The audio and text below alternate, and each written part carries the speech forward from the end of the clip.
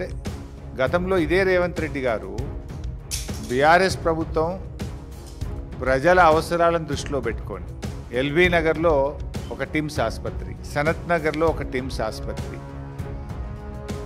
మల్కాజ్గిరిలో అల్వాల్లో ఒక టిమ్స్ ఆసుపత్రి, ఇట్లా మేము అదేవిధంగా ఎర్రమంజిల్ కాలనీలో గవర్నమెంట్ క్వార్టర్స్ R&B ల్యాండ్ ఉంటే మేము అమ్మలే. అక్కడ నిమ్స్లో మరో 2000 పడకల ఆసుపత్రి ప్రజల అవసరాల కోసం నిమ్స్ యొక్క ఎక్స్పాన్షన్ 1400 పడకలు ఉంటే మరో 2000 యాడ్ చేయాలని చెప్పి మేము ఆలోచించినాం. కానీ రేవంత్ రెడ్డి గారు ఏం ఆలోచిస్తున్నారు? ఎకరాలు, గజాలు, గుంటలు మొత్తం అమ్ముతున్నాడు. చివరికి హౌసింగ్ బోర్డులో మొన్న ఏదో పేపర్లో యాడ్ వస్తే చూసిన కుక్కట్పల్లిలో 6 గజాలు 8 గజాలు కూడా అమ్ముతుండు. అక్కడ 8 గజాలు పెట్టుంటే దాన్ని కూడా అమ్మకానికి పెట్టిండు. 8 గజాలు 6 గజాలు కూడా అమ్ముతుండు. 1000 ఎకరాలు అమ్ముతుండు.